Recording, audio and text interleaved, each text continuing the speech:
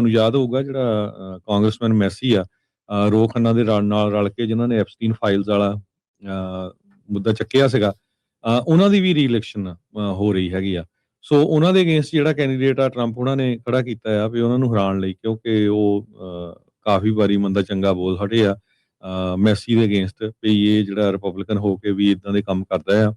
ਤੇ ਤੁਸੀਂ ਹੈਰਾਨ ਹੋਵੋਗੇ, ਕਹਿੰਦੇ ਵੀ ਅਮਰੀਕਾ ਦੀ ਹਿਸਟਰੀ 'ਚ ਪਹਿਲੀ ਵਾਰੀ $20 ਮਿਲੀਅਨ ਇਸ ਰੇਸ ਤੇ ਲੱਗ ਰਿਹਾ ਆ।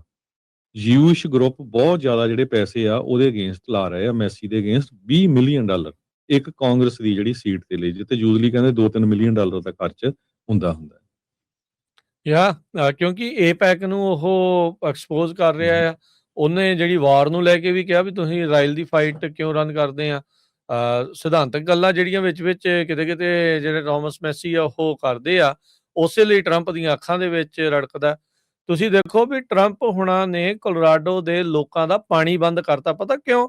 ਕਿਉਂਕਿ ਉਹਨਾਂ ਦੀ ਜਿਹੜੀ ਕਾਂਗਰਸ ਵੂਮਨ ਲੌਰਨ ਬੋਬਰਟ, ਉਹਨੇ ਡਿਸਚਾਰਜ ਪਟੀਸ਼ਨ ਜਿਹੜੀ ਐਪਸਟੀਨ ਦੇ ਫਾਈਲਸ ਦੇ ਨਾਮ ਜਨਤਕ ਕਰਨ ਵਾਲੀ ਜਿਹੜੀ ਪਟੀਸ਼ਨ ਆ, ਉਹ ਤੋਂ ਆਪਣੇ ਸਾਈਨ ਵਾਪਸ ਨਹੀਂ ਲਏ।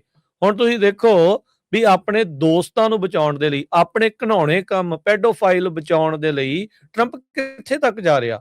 ਦੋਸਤਾਂ ਨੂੰ ਡਾਲਰ ਜਿਹੜੇ ਉਹ ਵੰਡ ਰਿਹਾ, $1.7 ਬਿਲੀਅਨ ਦਾ ਫੰਡ ਜਿਹੜਾ ਬਣਾ ਲਿਆ, ਤੇ ਉਤੋਂ ਨਾਲ ਦੇ ਨਾਲ ਭਾਈ ਸਾਹਿਬ ਕਹਿੰਦੇ ਵੀ ਤੁਸੀਂ ਜਿਹੜੇ ਅਸੀਂ ਕਰਮ ਕੀਤੇ ਆ ਉਹ ਜਨਤਕ ਨਾ ਹੋ ਜਾਣ, ਉਹਦੇ ਕਰਕੇ ਤੁਹਾਡਾ ਪਾਣੀ ਵੀ ਬੰਦ ਕਰ ਦਿਆਂਗੇ। ਸੋ ਉਹ ਵਾਲਾ ਬਾਈ ਪਾਰਟੀਜ਼ਨ ਇੱਕ ਬਿੱਲ ਜਿਹੜਾ ਸੀਗਾ, ਉਸ ਨੂੰ ਉਹਨਾਂ ਨੇ ਵਾਪਸ ਜਿਹੜਾ ਉਹ ਤੋੜ ਦਿੱਤਾ ਸੀਗਾ। ਸੋ ਇਸੇ ਤਰੀਕੇ ਦੇ ਨਾਲ ਜਿਹੜਾ ਥਾਮਸ ਮੈਸੀ ਆ, ਉਸ ਦੇ ਉਲਟ ਇਸ ਟਾਈਮ ਟਰੰਪ ਹੁਣਾਂ ਨੇ ਮੋਰਚਾ ਖੋਲਿਆ। ਮਾਰਜਰੀ ਟੇਲਰ ਗ੍ਰੀਨ ਪਹਿਲਾਂ ਹੀ ਅਸਤੀਫਾ ਦੇ ਗਈ ਆ। ਉਹ ਵੀ ਐਪਸਟੀਨ ਫਾਈਲਸ ਨੂੰ ਲੈ ਕੇ ਬਹੁਤ ਜਿਹੜੀ ਉਹ ਬੋਲਦੀ ਸੀ, ਧੜੱਲੇ ਨਾਲ ਬੋਲਦੀ ਸੀਗੀ। ਟਰੰਪ ਨੇ ਉਹਨੂੰ ਵੀ ਕਿਹਾ ਸੀਗਾ ਵੀ ਤੂੰ ਗ੍ਰੀਨ ਵੀ ਤੂੰ ਵੀ ਆਪਣੀ ਜਿਹੜਾ ਨਾਂ ਆ ਨਾ ਐਪਸਟੀਨ ਦੀ ਜਿਹੜੀ ਡਿਸਚਾਰਜ ਪਟੀਸ਼ਨ ਆ, ਉਸ ਤੋਂ ਵਾਪਸ ਜਿਹੜਾ ਉਹ ਲੈ ਲਾ। ਸੋ ਇਹ ਸਿਚੁਏਸ਼ਨ ਜਿਹੜੀ ਇਸ ਟਾਈਮ ਉੱਥੇ ਹਰਜੋਤ ਸਿੰਘ ਜੀ ਬਣੀ ਪਈ ਆ। ਸੋ ਦੇਖਦੇ ਹਾਂ ਅੱਗੇ ਕੀ ਇਹਨਾਂ ਸਾਰੇ ਮਾਮਲਿਆਂ ਦੇ ਵਿੱਚ ਬਣਦਾ ਹੈਗਾ ਆ। ਪਰ ਇਹ ਹੈਗਾ ਆ ਵੀ ਥਾਮਸ ਮੈਸੀ ਨੂੰ ਹਰਾਉਣ ਦੇ ਲਈ ਜਿਹੜੀ ਇਜ਼ਰਾਈਲੀ ਲੌਬੀ ਆ ਉਹ ਪੱਬਾਂ ਭਾਰ ਆ, ਤੇ ਉਸ ਦੇ ਉੱਤੇ ਜਿੱਦਾਂ ਤੁਸੀਂ ਦੱਸਿਆ ਵੀ $20 ਮਿਲੀਅਨ ਤੱਕ ਜਿਹੜਾ ਉਹ ਖਰਚਾ ਆ ਉਸ ਦੇ ਵਿੱਚ ਆ ਰਿਹਾ ਹੈ।